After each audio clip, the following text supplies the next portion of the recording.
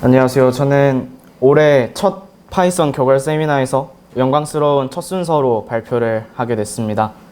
저는 고딩 파이썬 개발자의 백엔드 인턴 분투기라는 제목으로 발표를 할 예정이고요. 원래 저희 학교 기숙사가 벌점이 많으면 주말에 강제로 잔류를 시켜요. 근데 전 불량 학생이라 당연히 걸렸겠죠? 근데 그 상황에 제가 발표자인 걸 증명을 못 해가지고 여기에 못 올 뻔했는데 파이콘 코리아 측에 말씀을 드렸더니 공문 보내주시면서 적극적으로 도와주시더라고요.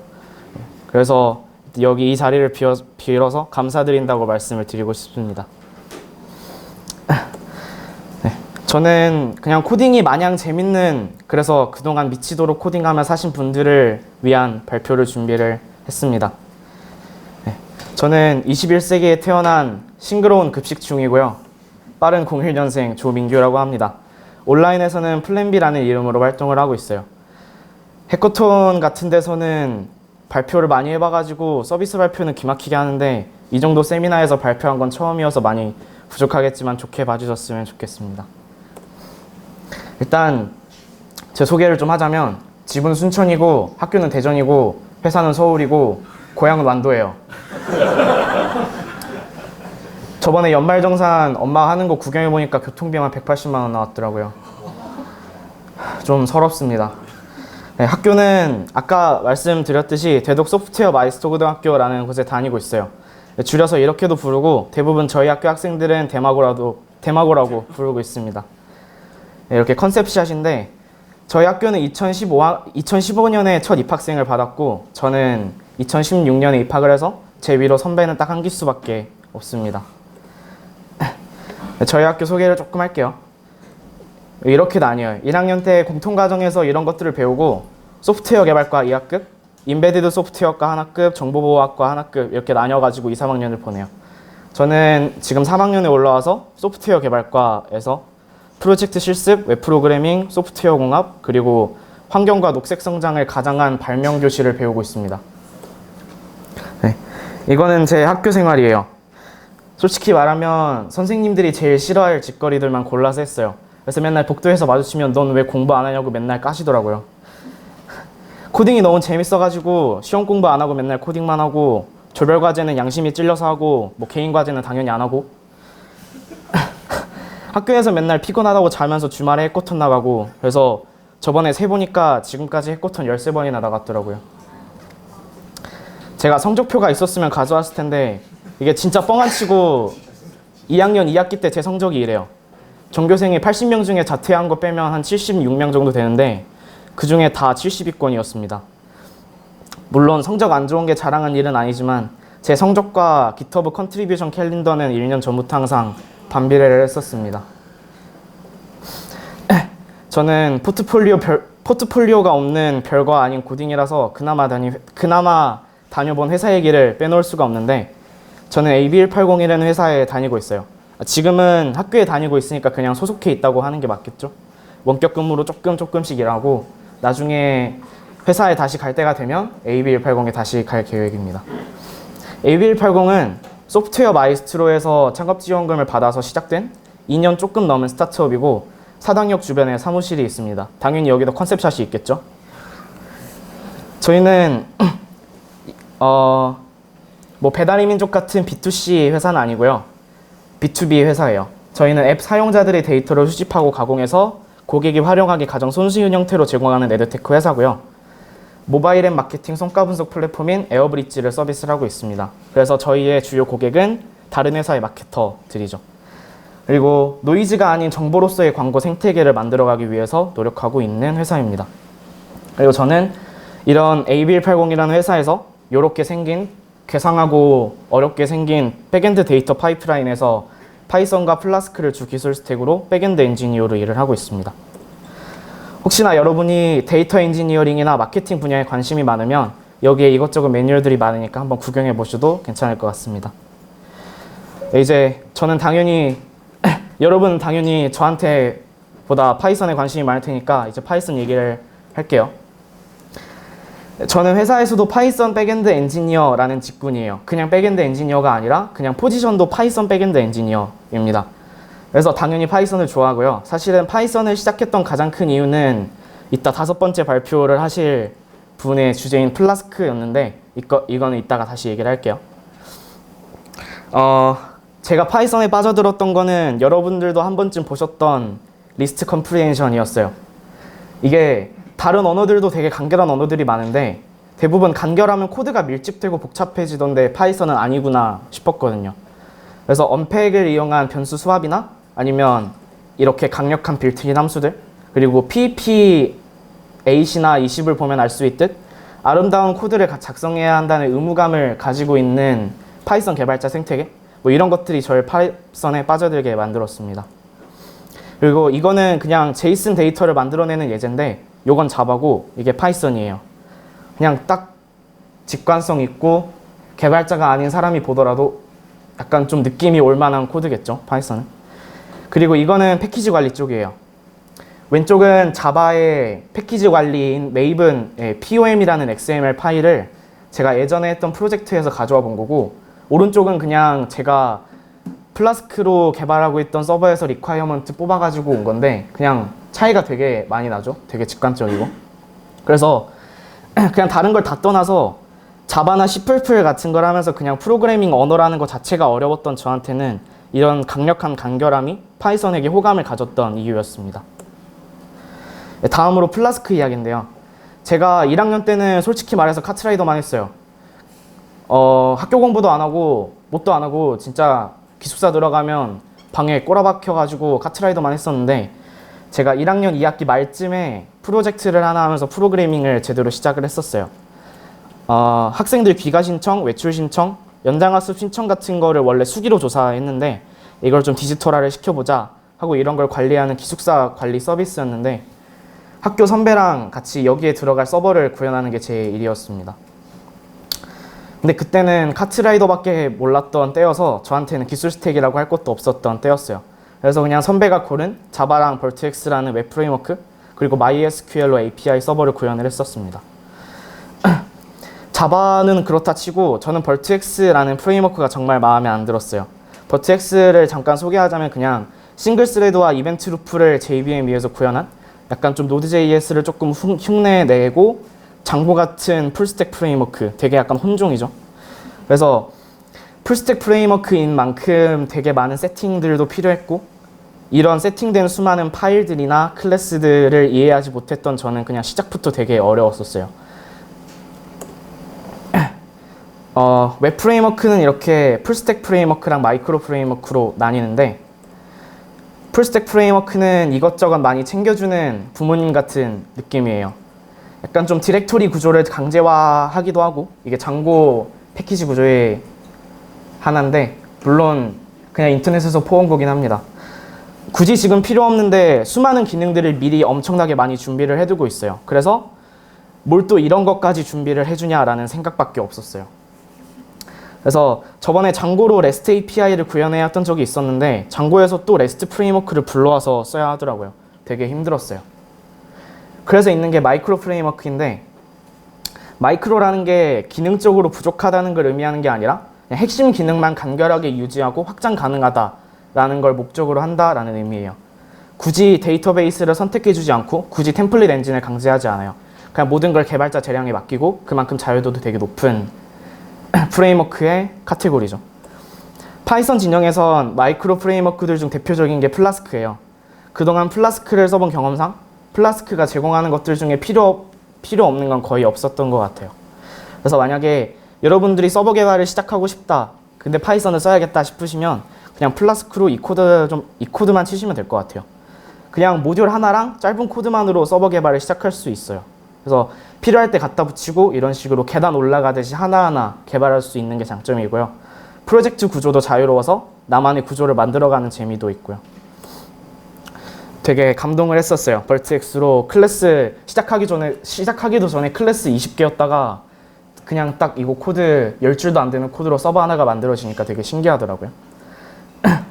그리고 마이크로 프레임워크답게 확장 라이브러리를 만들기 쉽게 설계되어 있고 플라스크 확장 패키지 개발하기라는 튜토리얼도 공식적으로 제공돼 있어요. 그리고 아래쪽은 구글 트렌드에 방금 검색해가지고 붙인 플라스크 관심도 변화 그래프인데 요즘 들어서 플라스크 인지도가 떡상 중인 것 같아서 기분이 너무 좋습니다.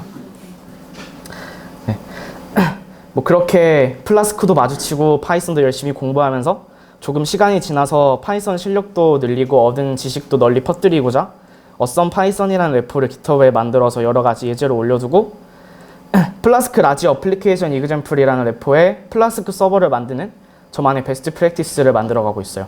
어제는 이런 것도 올렸었는데 뭐 나중에 혹시 생각나시면 와가지고 별 한번 눌러주시면 정말 감사하겠습니다. 최근에 블로그를 티스토리로 옮겨서 요즘은 블로그 꾸미면서 깃허브 관리를 많이 하고 있고 팀 프로젝트로 SNS 서비스랑 공동구매 플랫폼을 개발을 하고 있습니다. 어쩌다 보니 체감상 계속 0년차가 주제더라고요. 근데 아까 보니까 10년차 경력 개발자도 계시던데 저는 일해본 게 10주도 안 됐어요.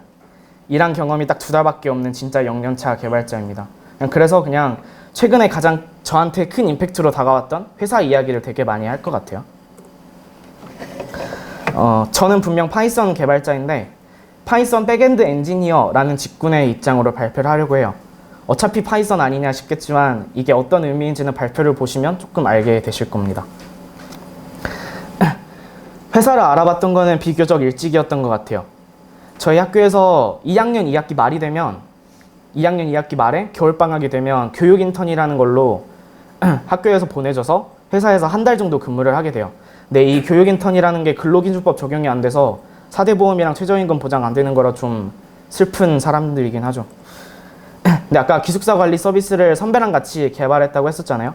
이게 그 선배인데 사실 슬라이드에 넣을 게 없어가지고 패매한 거 그냥 잘라가지고 가져왔어요. 아무튼 그 선배가 딱 회사를 알아보는 그 시기였어요. 제 수준에서는 엄청난 실력자로 보였던 그 선배가 회사 여기저기 알아보는 거 보니까 와, 저 선배 쩐다 하면서 자괴감 드는 마음에 저도 회사를 좀 찾아봤었어요. 저는 할 줄 아는 게 서버밖에 없어서 그냥 원티드에서 서버 개발자로 필터링해서 공고들을 쭉 봤었어요. 그러다가 AB180이라는 회사를 알게 됐고 그때 당시에 회사에 꽂혔던 이유를 정확히는 모르겠는데 그냥 기술 스택들이 그나마 들어봤다 하는 느낌이었고 되게 젊고 탄탄한 스타트업이었다는 점이 마음에 들었던 것 같아요. 그 후로 1년 동안 AB180 가고 싶다고 저 친구한테도 한 10번쯤 말하고 그랬던 것 같아요. 그리고 제가 2학년이 됐을 때 전국에 소프트웨어 마이스터 고등학교가 3개가 됐어요. 이렇게 저희 학교가 첫 번째, 대구 소프트웨어 고등학교가 두 번째, 광주 소프트웨어 마이스터 고등학교가 세 번째였어요. 모두들 6시쯤에 일어나가지고 아침 운동하는 아름다운 학교들입니다. 그래서 저희 학교는 국립이다 보니까 미래창조과학부가 백이에요. 그래서 여기서 그냥 3개 마이스터 고등학교에서 방학 동안 소프트웨어 마이스터고 애들 모아서 이것저것 해보자고 소프트웨어 연합 캠프라는 걸 추진을 했었고 저희 학교는 저를 포함해서 한 90명 정도가 여름방학 때 4박 5일로 연합 캠프를 떠났었습니다. 파란 티셔츠 주면서 이것저것 잘해주더라고요. 저기 뒤에 있는 게 저예요. 밥이 되게 맛있었습니다. 그 캠프가 트랙이라는 걸로 그룹이 나뉘어져서 스케줄이 따로 있더라고요. 넷마블, 넥슨, 네이버 이런 회사들 여기저기 둘러보는 기업 탐방 트랙이 있었고 중간에 모의 면접이 껴있는 취업 트랙이 있었어요. 뭐 뻔하니까 얘기는 따로 안 할게요. 전 취업 트랙으로 신청을 했고 이제 다음 얘기도 뻔하겠죠. 모의 면접 때 A180이 오면 드라마겠다 싶었는데 진짜로 왔더라고요. 근데 그 당시에 모의 면접을 보러 왔던 회사가 12개였고 면접은 조별 15분 그리고 스케줄상 시간은 2시간 조금 넘더라고요. 그래서 3명씩 조가 짜여져서 8개 회사 어디 돌지 정한다고 하더라고요. 그래서 AB180 배정 안 되면 드라마겠다 싶었는데 그게 실제로 일어났습니다.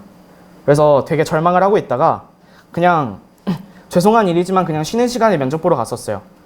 그냥 면접 보러 왔다고. 그래서 한 가지 기억에 남았던 건 그 다른 회사에서 오신 분들은 그냥 이력서 첫 페이지 정도만 훑어보셨는데 그때 대표님이 이력서 한 장 한 장 다 둘러보고 하는 말 메모까지 하면서 들으시더라고요. 그냥 이건 개인적인 감정이고요. 2학년 겨울방학 때 인턴을 나갈 수 있다고 했었잖아요. 그 시기에 저도 당연히 회사를 준비했고 AB180에 가고 싶어 했었죠. 근데 회사를 선정하는 기준이 첫 번째는 선배들이 지금 근무하고 있는 회사, 두 번째는 저번에 인턴을 모집했었는데 학생을 데려가지 못한 회사, 세 번째는 MOU가 체결되어 있는 회사, 그리고 개인 섭외 이렇게 나뉘어 있었어요. 1, 2, 3번 중에 하나가 되면 되게 편하대서 기대했는데 당연히 그럴 리가 없겠죠. 그래서 회사에서 학교 측으로 교육인턴 모집 의뢰서를 보내달라고 요청을 했는데 그게 처리가 꽤 느려지더라고요. 그래서 친구들은 다 결과 발표 나오는 시기에 인터뷰를 하러 갔었습니다. 근데 위에 두 개는 그냥 저희 학교에 들어왔던 다른 회사들이었고요. 의뢰서에서도 볼 수 있었듯 그냥 하는 거 보자라는 분위기였고 그냥 이런 이야기들로 짧게 인터뷰하고 끝났었어요. 맛있게 귤도 먹고. 그래서 그렇게 다행히도 파이썬 백엔드 엔지니어로 교육 인턴 자리를 얻게 됐습니다. 뭐 너무나도 뻔하지만 준비하는 동안에는 당연히 파이썬을 공부를 했었어요. 소프트웨어 스택이 파이썬과 플라스크였으니까 뭐 애초에 뭐 공부를 하기도 했었고 그래서 그 둘을 엄청나게 많이 팠었죠. 아까 말했던 기숙사 관리 서비스를 완전히 처음부터 다시 개발하려고 막 팀이 다 수업 빼고 일주일 동안 60시간 개발하고 막 그랬었어요. 근데 코딩만 했다는 게 걸림돌이 될 줄은 꿈에도 몰랐습니다. 그동안 코딩만 했다라는 건 백엔드 엔지니어의 입장에서 API 작업만 했다는 게 되고 그래서 회사에서도 API 작업 말고는 할 게 없다라는 거겠죠. 저희 학교 교장 선생님 같은 분들이 나오면 항상 나오는 말이 이거예요. 코더와 프로그래머. 근데 이런 주제로 이야기하는 걸 보면서 이렇게 뻔한 얘기를 왜 하나 싶었거든요. 프로그래머는 코딩 말고도 알아야 할 게 많다. 근데 이런 건 당연히 알고 있었으니까. 근데 코딩 말고도 알아야 할 게 도대체 뭔지를 저는 알려고 하질 않았었던 것 같아요. 제가 회사에 가기 전에 듣고 말했던 건 이런 것들이었어요. TDD 뭐 이런 거는 공학적인 부분으로 들어가긴 한데 뭐 어차피 코드 레벨에서 생각해오는 것들이라 결국은 다 코딩에 관한 것들이었겠죠. 그리고 이게 회사에서 들었던 것들이에요. 뭔가 대화를 하는 걸 보니까 엔지니어라는 말을 왜 쓰나 싶었는데 대화하는 겁니까 좀 알 것 같더라고요. 그리고 거기서는 습관처럼 하던 회고회의나 코드 리뷰, 페어 프로그래밍 이런 것들이 제겐 너무나도 생소했었어요. 그래서 그때 딱 일주일 끝나고 주말 동안 생각을 했던 게 이거였어요. 백엔드 엔지니어가 되고 싶다고 했으면서 내가 해왔던 개발은 그냥 취미 수준에 지나지 않았나? 그래서 내가 엔지니어로서의 준비가 부족하구나 싶었었죠. 그 스파이더맨 홈커밍이라는 영화를 보셨던 분들 중에 이 장면을 기억하고 있으신 분들이 있을지 모르겠는데 상황이 이거였어요. 아이언맨이 스파이더맨의 수트를 가져가려고 하니까 스파이더맨이 아이언맨한테 이거 없으면 난 아무것도 할 수 있는 게 없다 라고 했었거든요. 근데 아이언맨이 수트 없이 아무것도 할 수 없다면 수트를 입을 자격도 없다 라고 말했던 게 떠오르더라고요. 근데 사실 저도 그 상황이었어요. 저도 키보드 없이는 회사에서 기여하기가 정말 힘들었을 테니까요. 그래서 회사에 가기 전에 고민은 이런 거였어요. 그냥 코드를 보면서 생각했던 것들. 이 코드를 어떻게 최적화할지, 어떻게 가독성을 높일지, 뭐 그런 것들. 근데 지금은 코드 자체보단 서비스에 대해 고민하고 있는 것 같아요. 당연히 클린 코드 그런 것도 중요하지만 백엔드 엔지니어에게 필요한 역량은 이런 것들이니까 이런 고민을 하는 게 당연한 일이겠죠. 코딩은 진짜 재밌어요. 여러분들이 코딩을 정말 오랫동안 하셨던 분들도 있을 거고 방금 시작하신 분들도 있겠지만 저도 고등학교 2학년 때부터 한 1년 조금 넘는 동안 며칠도 쉬지 않고 맨날 하는데도 재밌어요. 근데 프로그래밍이라는 분야를 그냥 단순히 취미가 아니라 나중에 장래희망으로 직업으로 생각을 하고 있다면 코딩만 하는 일이 그렇게 좋기만 한 건 아닌 것 같더라고요.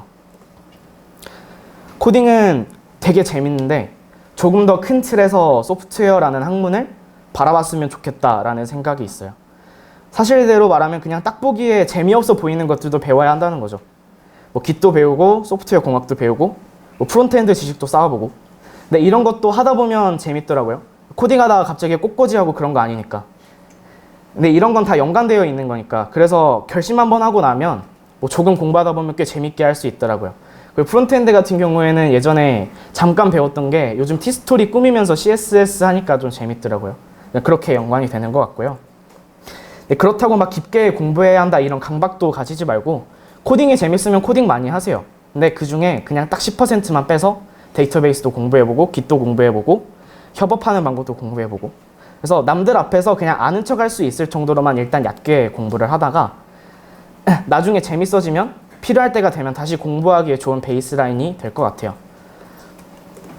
그래도 저와 같은 상황이 온다면 그냥 할 줄 아는 걸 열심히 하고 얼른 공부해서 따라가야지 라고 생각하면 좋을 것 같아요. 이거는 저희 학교 이야기인데 저희 학교 학생들 중에 몇몇이 하는 이야기가 아 저것도 나중에 배워야지 하고 쌓아두는 거였어요.